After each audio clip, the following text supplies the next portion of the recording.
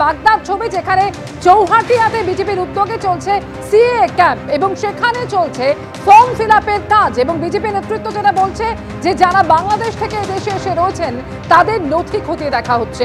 বাগদার সেই ক্যাম্পের ছবিও রেখেছি আপনাদের সামনে।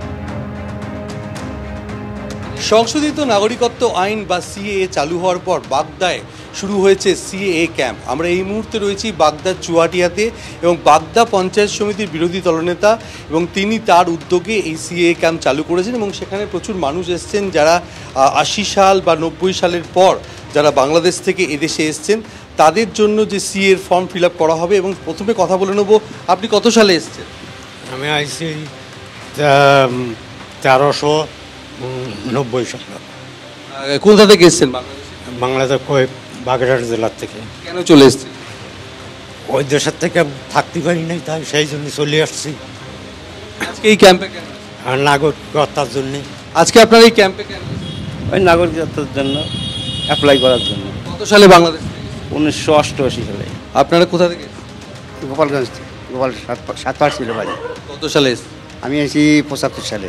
পরিচয়পত্র কাগজপত্র আমরা তো আসি পট করে কাকা কোনো কিছু করতে পারি নেই, গায়ে কাটিয়া তারপর একটু বাড়ির জায়গা করেছি। হ্যাঁ, আমার বিশেষ কোনো কিছু করতে পারি নেই। হ্যাঁ, তো এখানে কি জন্য? এখানে আসছি ওই নাগরিকতার জন্য আসছি। ওই দেশ থেকে ধর্মীয় কারণে এই দেশে আসতে বাধ্য হয়েছে, তারাই মোটামুটি দীর্ঘদিন ধরে এই ভারতবর্ষে বসবাস করছে। কেউ 1975 সালে এসছে, কেউ 1980 সালে এসছে, কেউ 90-এ এসছে, কেউ এবার যারা 2014 সালে ডিসেম্বরে 31 আগে এই দেশে এসছে তারা citizenship act, according to citizenship act তার মাধ্যমে নাগরিকত্ব অ্যাপ্লাই করছে। তারই জন্য আমরা মোটামুটি একটা সহযোগিতা শিবির করেছি। অনলাইন অ্যাপ্লিকেশান করার পর হিয়ারিং হচ্ছে, আমাদের বারাসাতে হিয়ারিং হচ্ছে সদরে, ওইখান থেকে হিয়ারিং হওয়ার পর ওই অনলাইনে আবার সার্টিফিকেট তুলে নিচ্ছে।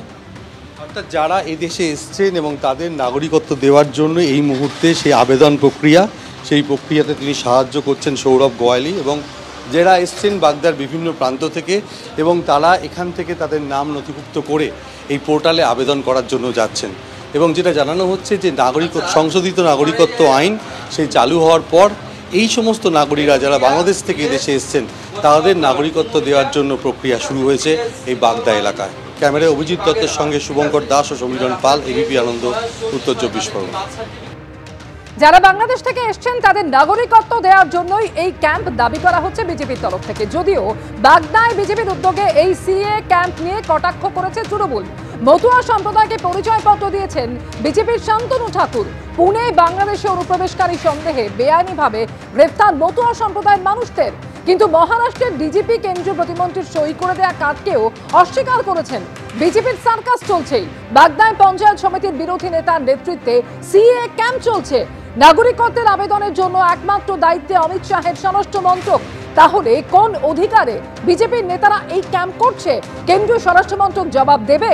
এটা বিজেপির সিএএ গিমিক ছাড়া আর কিছুই নয়। এভাবেই আক্রমণ করেছে তৃণমূল কংগ্রেস।